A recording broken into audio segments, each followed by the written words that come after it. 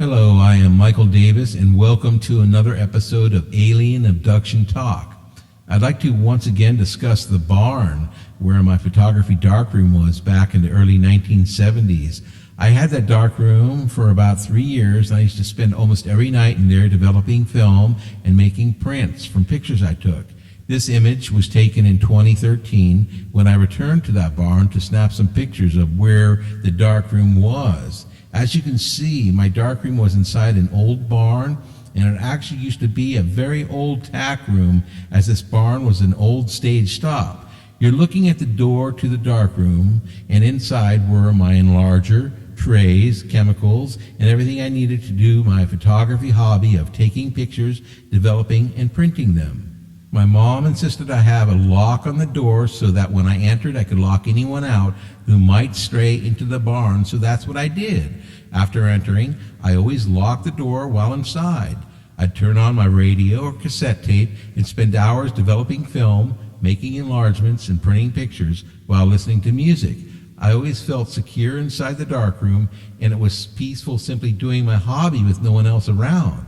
I was secluded and locked off from the world, as nobody usually bothered me at all while I was in there, except once in a while Dad would walk out, knock on the door, making sure I was all right in there. In my wildest dreams, I never dreamt that something else could be out in the barn with me while I was doing my hobby. Mom used to tell me she didn't like me being out there so late because I was only 13. She said she worried while she was at work that something might happen to me out in that barn, being I was all alone at night. I reassured her it was very safe and I always had the door locked. It wasn't until a couple years later when I finally saw the gray alien at the end of the hallway while exiting the darkroom and experienced missing time that I finally stopped going out there.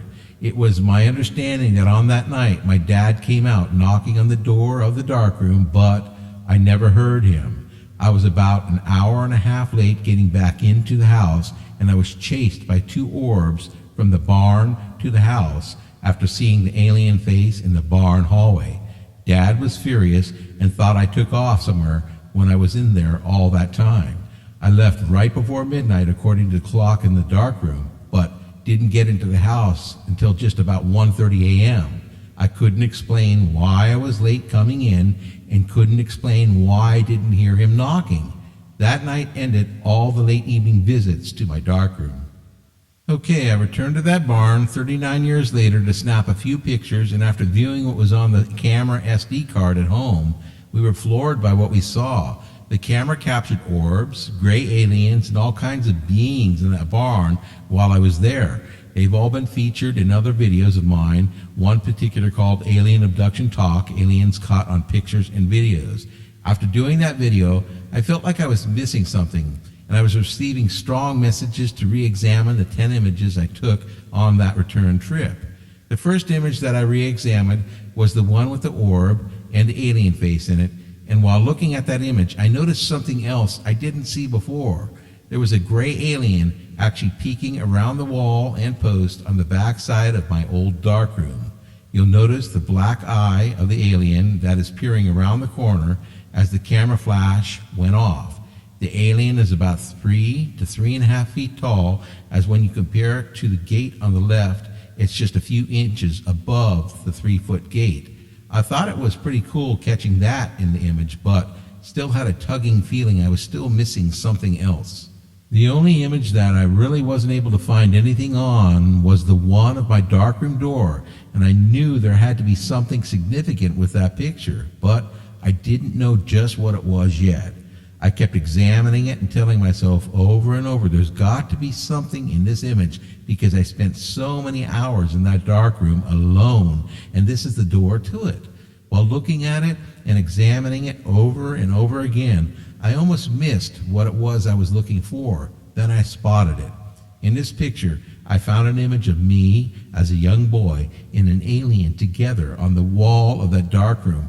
This began explaining the missing time I experienced and the flair and gift I have for photography and filmmaking.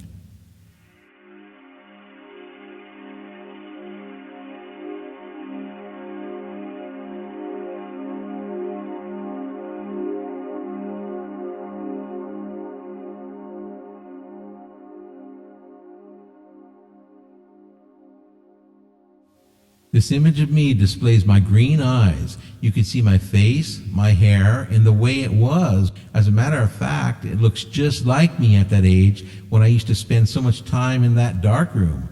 Right below me is an image of one of the alien beings I saw in the atrium when I was a kid, 4.5 years old.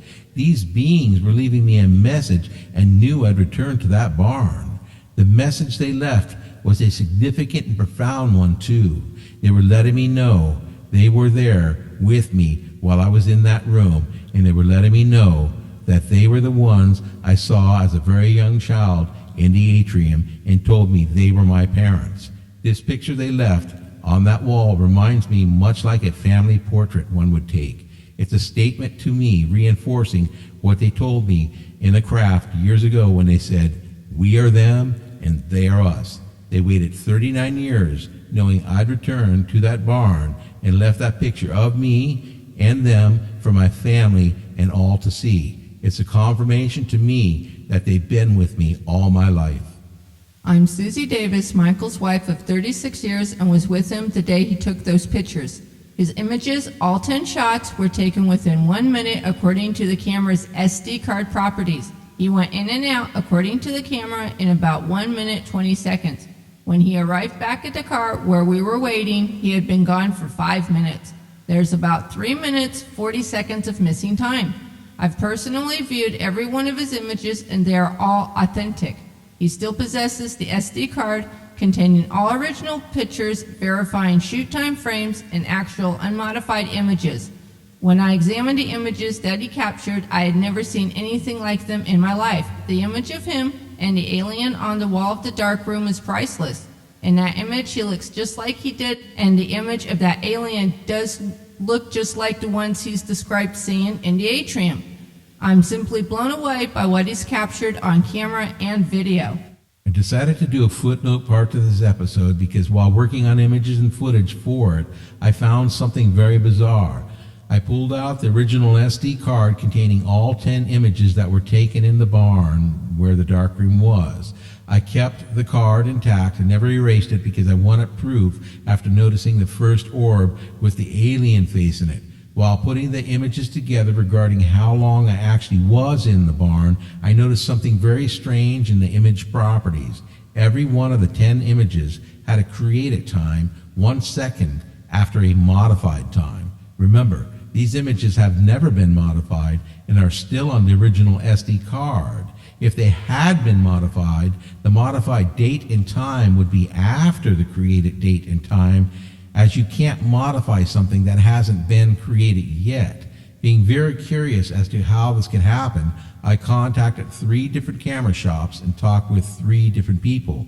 Each and every one of these people told me they didn't have a clue as how an image could be modified by 1 second before it was even created. Without even telling them about my experiences, one of the persons I spoke with told me with a laugh, "Maybe you were time traveling when you took the pictures." I laughed too, along with him, then replied, "There could be a bit of truth to that." All 3 of the people I talked with recommended I contact Canon for the answer to the question.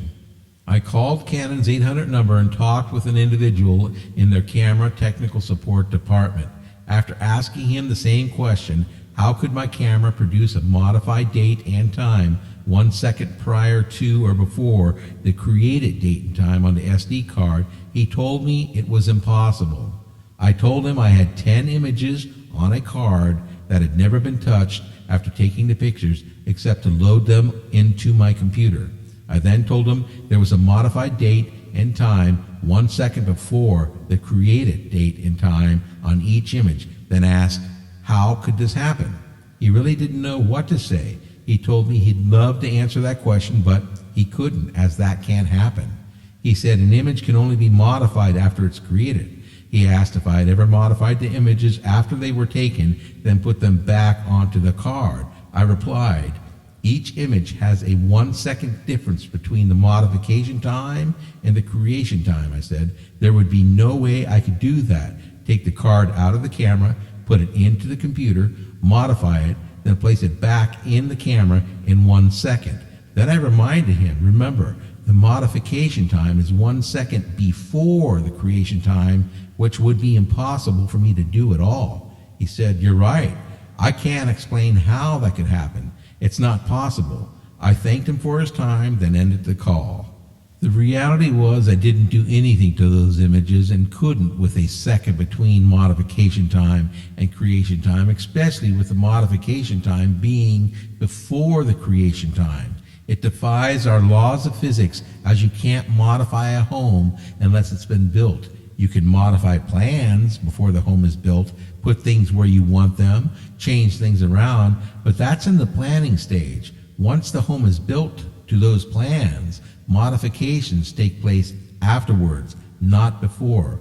When a person's modified a factory exhaust system in their motorcycle or car, the modification happens after the car or bike was manufactured, not before, unless it was pre-planned that way. These images are evidence of altered time, and we as humans aren't capable of doing this. I've been told by my family waiting in the car that I experienced 3 minutes and 40 seconds of missing time in that barn. The odd thing is, a modern camera has a built-in time tracking device, and that camera was recording time events happening before the image was ever created. It recorded events happening before they actually happened. With that in mind, that 1 second modification prior to the creation time is a documented validation to a shift in our space-time continuum. Thank you so much for watching.